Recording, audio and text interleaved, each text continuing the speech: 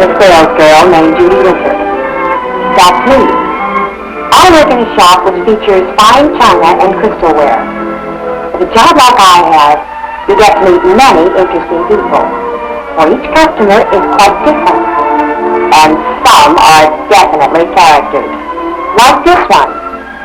She is Fern Hudson, my first customer, and just about my only customer. As a matter of fact, Mrs. Hudson has been a great help to me. She lives in a big stone house a mile or so from our shop. I've seen the place many times. It always looks sort of mysterious. So the evening I went to deliver her package, I didn't know what to expect. She answered the door herself and asked me to come in. I told her that she had rushed off and forgotten her package at the store today. Why, how very thoughtful of you to bring it over, my dear. I was most anxious to have it tonight, too. I've had so many items that aren't just right. Yes, I know. You keep returning them to the store.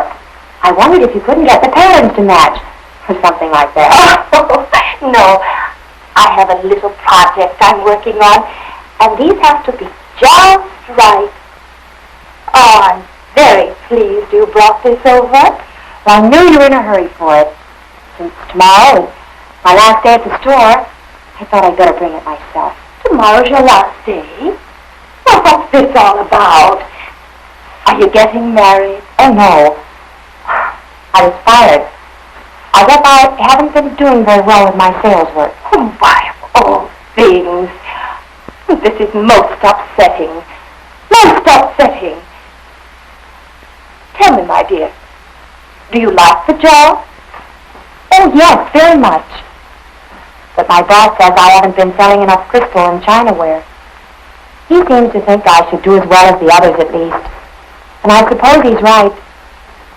Tell me, Mrs. Hudson, is it my personality or what? My dear, there's nothing wrong with you.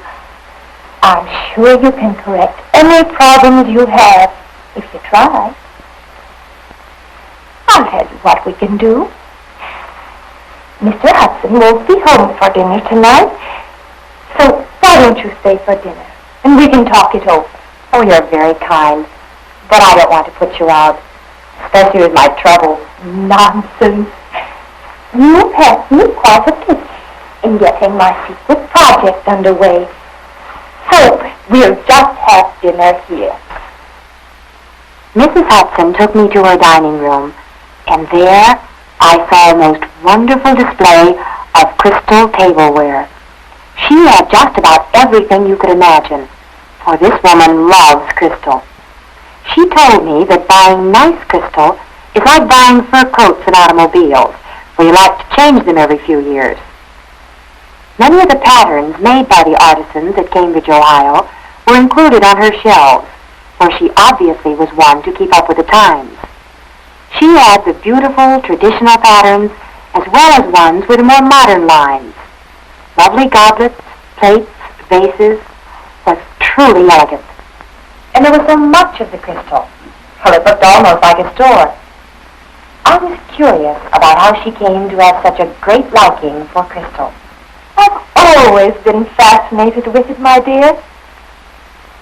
But I suppose a silly little incident I experienced when I was a child has had a lot to do with my taste.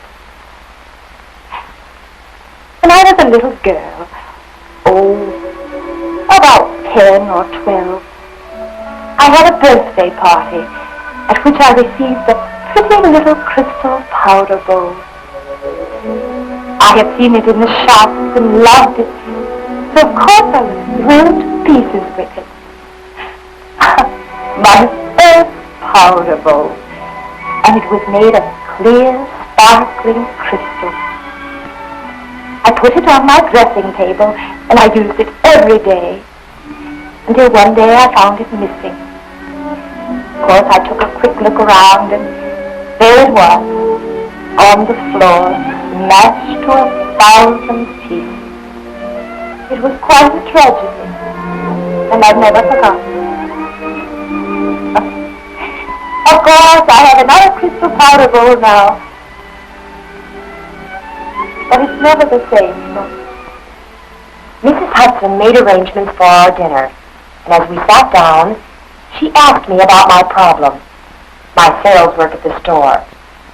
She wanted to know if I understood the qualities in fine crystal, how it was made, how it could be used. Of course, I didn't. And then it was that I realized why I was having such trouble selling my customers. Because I didn't know what I was talking about.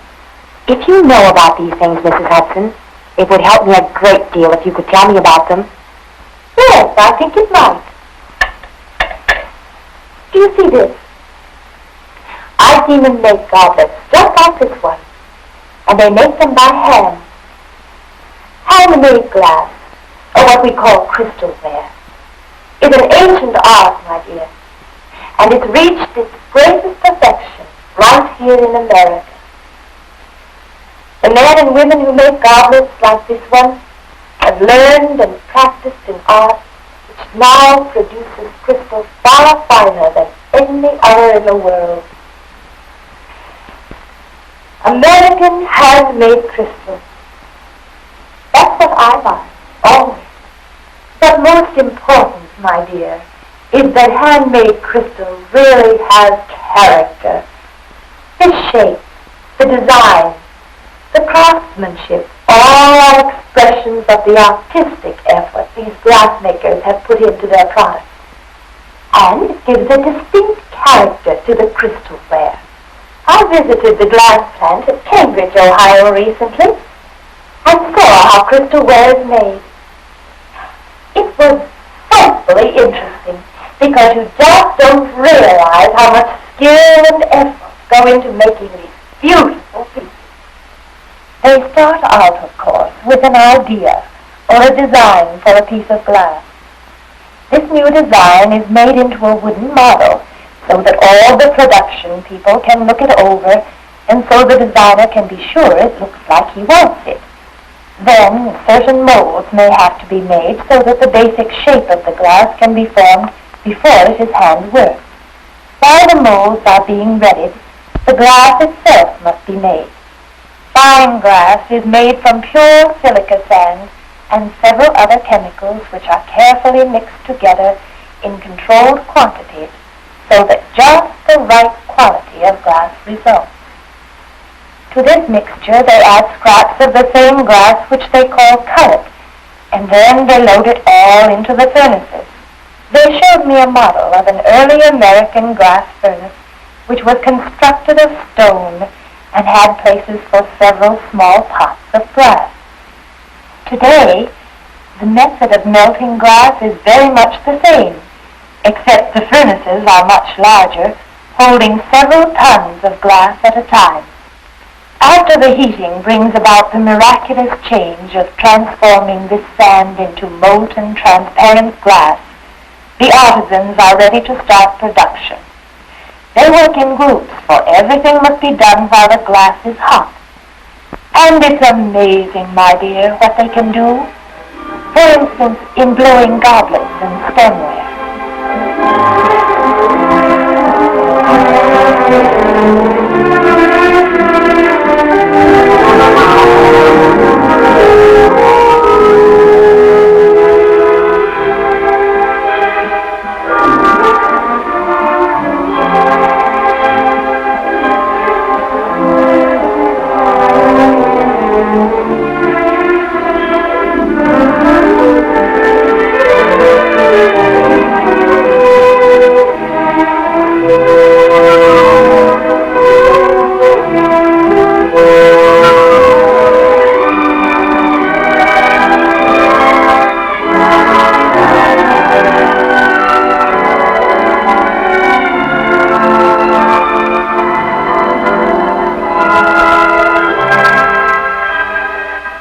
Similar processes are used in making other pieces, such as water pitchers. Knowing just how much glass to snip off in each case is part of the experience and skill needed by the glass artisans.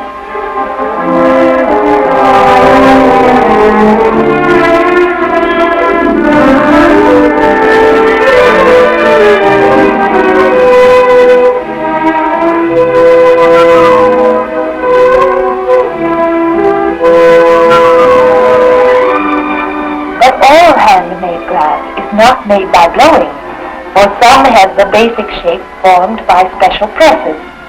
Again, it requires teamwork to do this job so that both the mold and the glass will remain hot enough to work properly.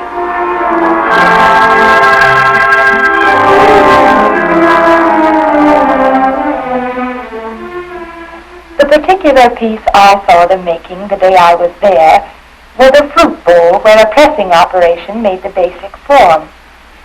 This was taken quickly to a small furnace. I think they called it a glory hole, where the glass was reheated until soft.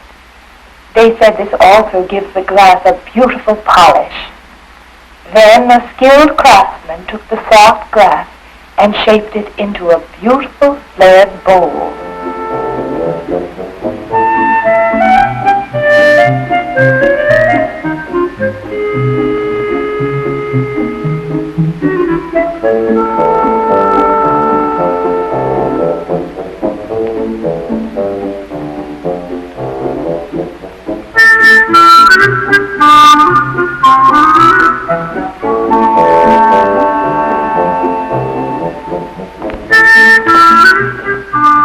This bowl is just like the one I saw them make. That's why I like to have this one, because I know the care and skill that was needed to make it. Yes, it's very lovely. Well, when the crystal has been formed into whatever shape it is to have, there are 3 other major steps it goes through. First, it must be annealed. That's where they put the glass in an oven and allow the glass to cool very slowly and evenly, so that the stresses in it are relieved. This makes a stronger piece of crystalware. Next came a very rigid inspection, and I just about had heart failure in that room, hearing all that crystal crashing and breaking, because you see, those pieces which don't measure up because of flaws are scrapped, thrown into a barrel for remelting. And that, my dear, is what makes handmade glass so fine, because when we buy a piece, we get the finest, the most perfect pieces produced. All inferior pieces are destroyed. The finishing process was what interested me most. That was where they engrave or etch the designs and polish the crystal. Where the stemware was concerned, they had to remove the top of the blown glass, which comes off the blowpipe. At special work tables, little diamond cutters score the glass at just the right place, and then jets of flame heat the scored area so that the worker can merely lift off the unwanted section. That leaves a rough edge, of course, so the pieces go through a furnace which remelts just the edge of the glass, making it nice and smooth. Well, they led us downstairs to the etching and engraving department, and that was great fun in there. They have 2 ways of putting on the design. One is engraved or cut into the glass by skilled artisans who use as a pattern only a few guide marks and a sample. The rest is up to skill and experience in cutting all those intricate designs. I just don't see how they can do it. The other way is to etch the designs, using acid which eats away some of the glass. In order to protect the parts of the glass which are not to be eaten by the acid, they're covered with a special wax ink transferred from tissue paper patterns.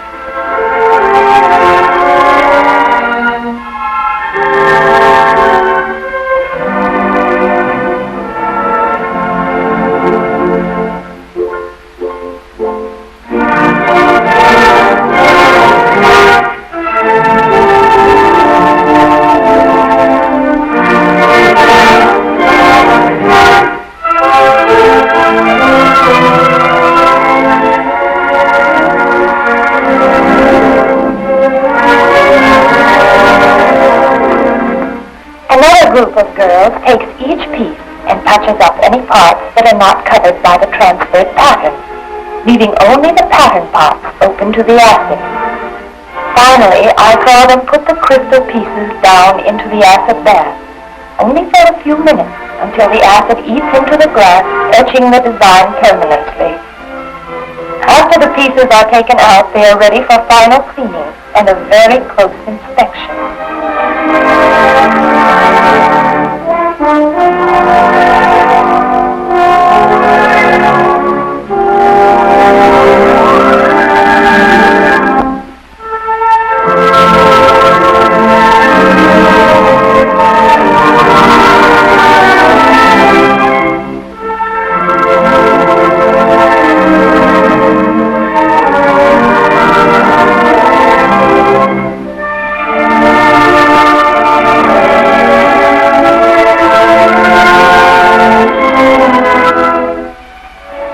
Those pieces which get more decorations go to the people who apply such things as gold.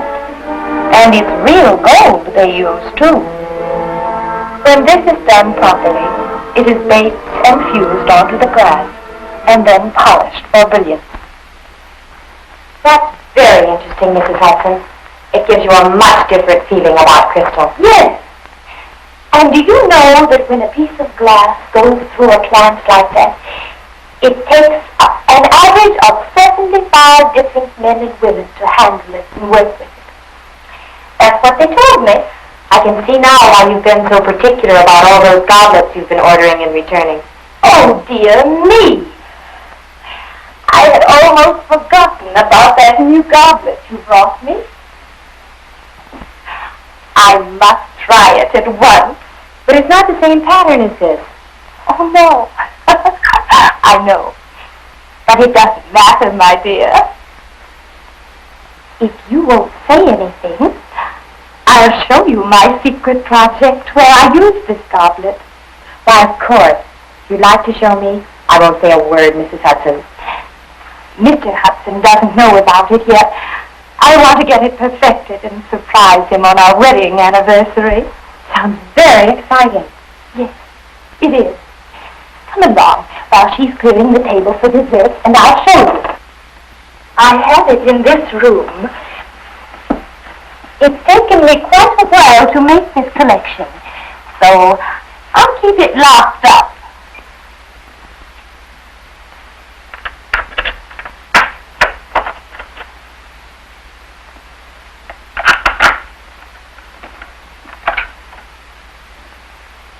Three locks, you know. That way it's well guarded and it keeps Mr. Hudson from snooping. Come in, my dear.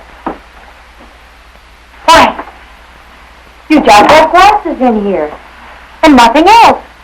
Is there something special about them? Oh, yes. These are pure crystal, my dear. The best those Cambridge artisans make. These are my musical glasses. Musical glasses? Can you play them? Well, I can a little bit. Of course, I need a little more practice yet. And a few of the tones are missing because I haven't been able to find the right goblet. I'll just try this one you brought.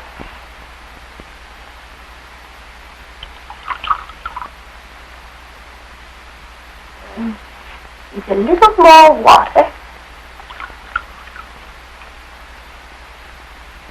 There. What can you play? I'll just try one and you see if you recognize it.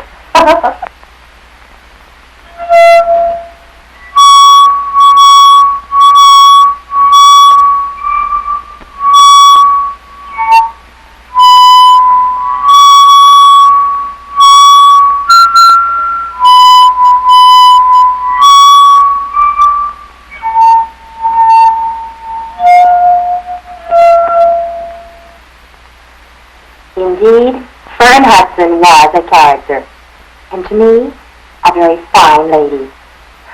Perhaps I could say a crystal lady. Her suggestions and discussions with me about how the Cambridge artisans make fine crystal definitely saved my job at the store. For now, I had a whole new approach, and the boss kept me on. Yes, my enthusiasm has started me on my own crystal. In a few years, I hope to add another pattern too, so I can have a change. So thanks to Fern Hudson, I now know that quality crystal has a definite beauty, and it truly has character. For it is handmade by American craftsmen and artisans at Cambridge, Ohio.